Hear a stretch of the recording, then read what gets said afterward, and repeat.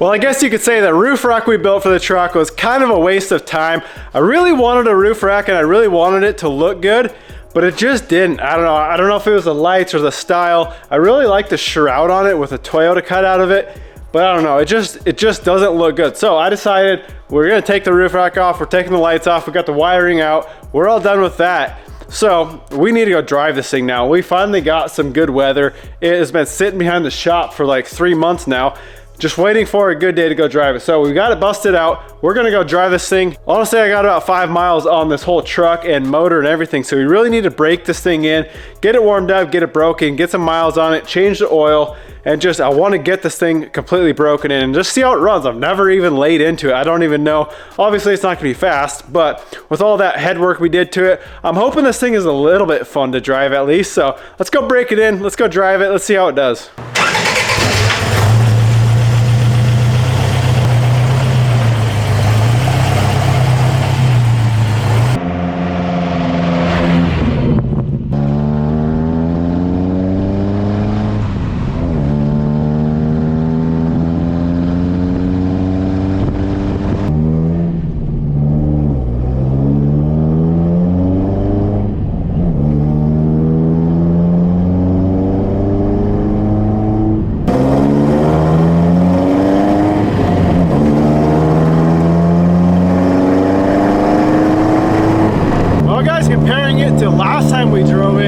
This thing's about 1,000 times more comfortable. We actually have suspension. If you remember last time, this thing was riding a 2x4 because the rear end, the upper link was hitting off of the bottom of the front or the bottom of the bed. So we got all that situated. We got stiffer springs in the back. We got it clearanced, and then we also did new springs up front, if you guys forgot.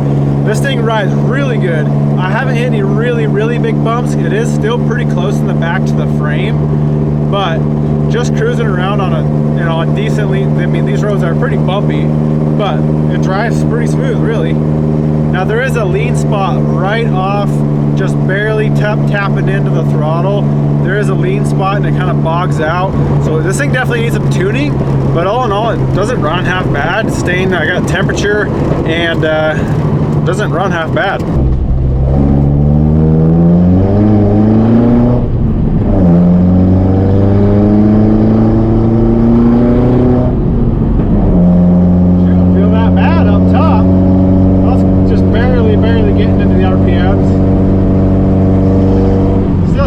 Break it in a little bit, I guess.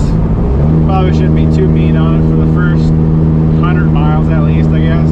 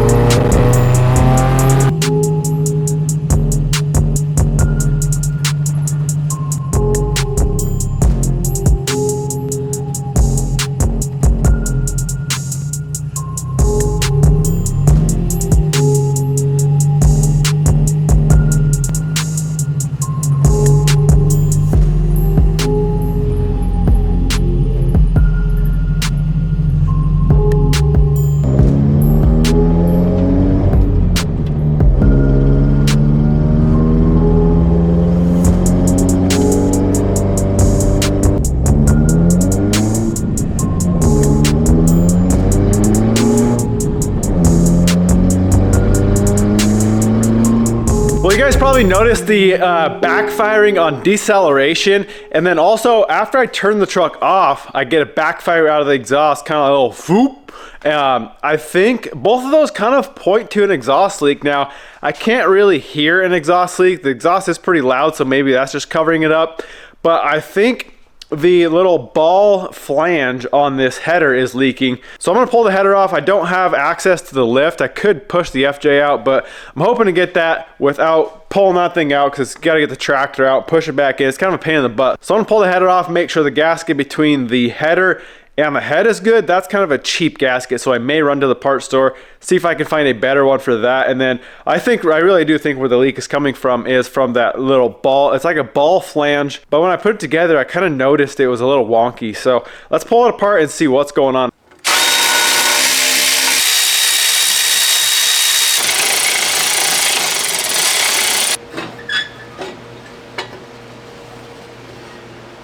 Well, honestly, we aren't looking too bad. That ball, you can see that little ball joint there. You can see the black soot, and it's not leaking out anywhere. It's nice clean ring around there. So I would say that's good. As far as the head goes, there's a little bit, it looks like it was leaking. Come on, light.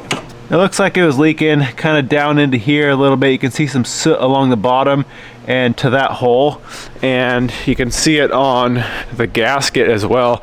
That's what I was saying. This is just a cheap gasket. I'm gonna go get a better gasket. You can see it's kind of leaking a little bit on the front side, but the back side right in that area definitely looks like it was leaking.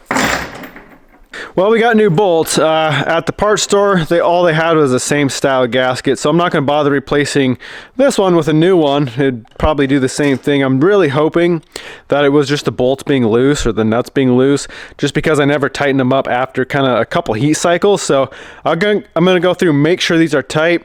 I mean, it's obviously not a super bad leak, so I think snugging those up might help. And then we got some better bolts that are actually gonna work a little better and not get all crusty and rusty like these things will. So let's get it back on, get it torqued down, and see what it does.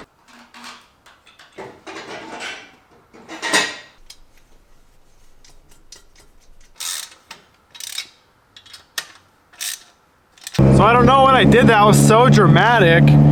How it had that lean spot, that's completely gone, and my backfire, you can hear it's not backfiring anymore. So either we sealed up the exhaust leak and it somehow fixed my my air fuel a little bit, or I don't know. It's all I changed, except I screwed with the idle adjustment and the air adjustments a little bit, but not much. But this thing's running way better now.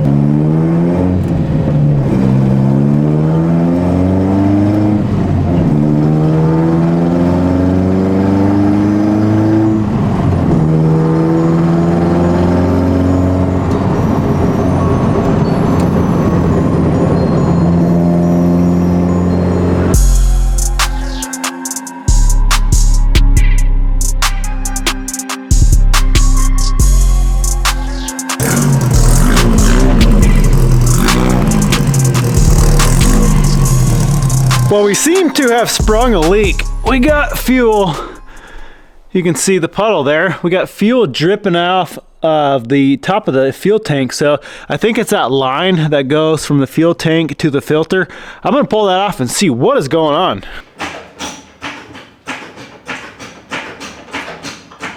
Well guys, I don't think it's that fuel line. I pulled it off. It looks perfect. I just went and drove it again and jacked it up, and it only leaks when I'm really smashing around and jostling the fuel around. So I think there's a leak in the tank somewhere. I'm gonna drop this tank out and see if I can fix the leak. If not, hopefully I can find a new tank, because it only started leaking after I added about a quarter tank of fuel, and then when it's sloshing around, there's got to be a hole in the tank somewhere. So let's drop this tank out and see what is going on there.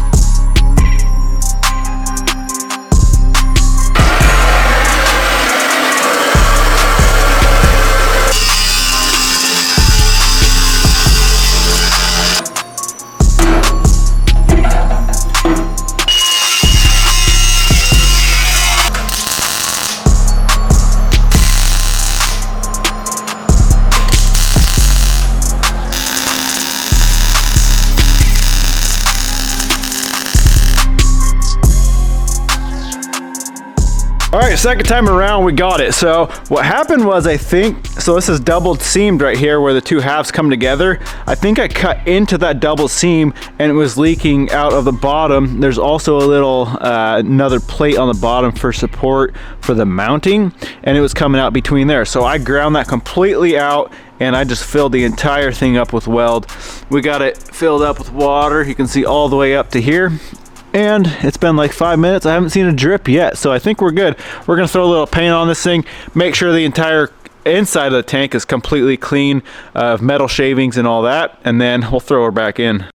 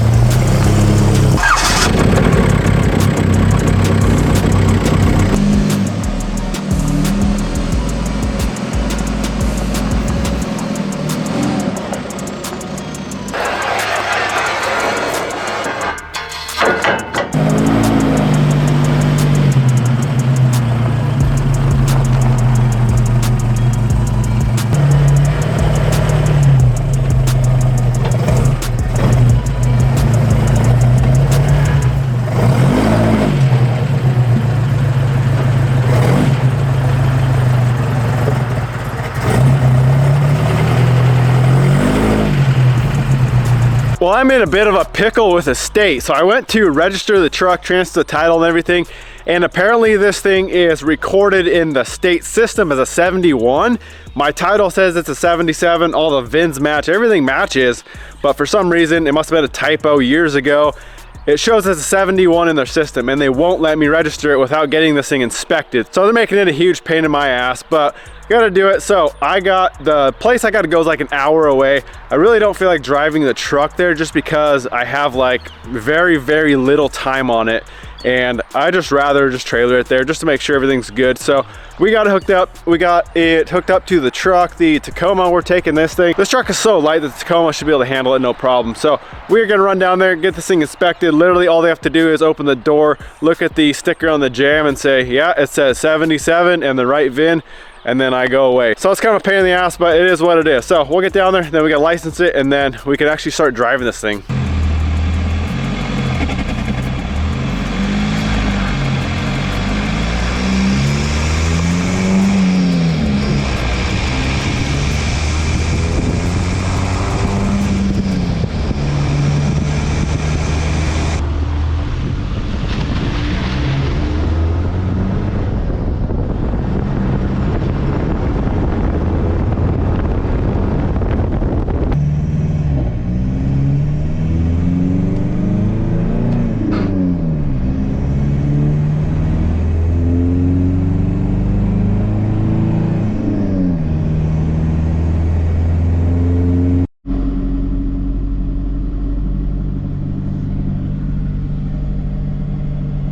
We passed. It is a 1977, believe it or not. What do you know? So we are gonna go license this thing.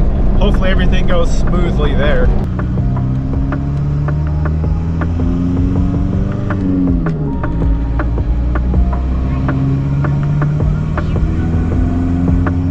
Check it out, we got plates. Let's go throw these bad boys on and go do some driving.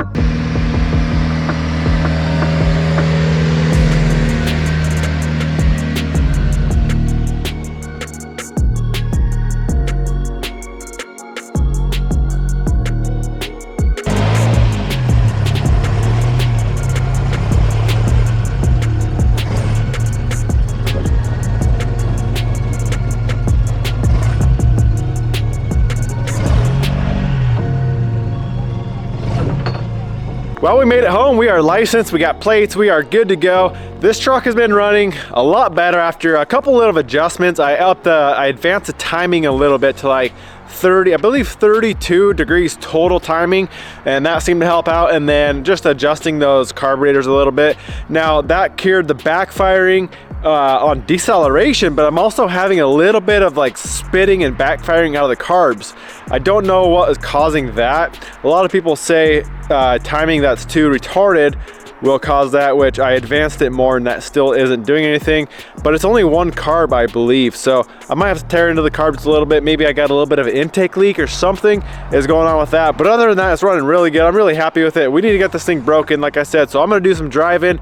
We gotta change the oil. Probably put like, I don't know, a couple, maybe 200 miles on it, change the oil, get that all changed out, make sure there's no metal shavings in anything. I'll cut the filter open and check that. And then after that, after we kind of verify everything is good to go and solid with the motor, then we can kind of get into it a little bit more, get some RPMs out of it and start actually driving it. But anyway, guys, I know this video is getting long. I'm gonna wrap it up here. I really hope you enjoyed it. Why don't you go smash that thumbs up button, comment, subscribe. We'll see you in the next one.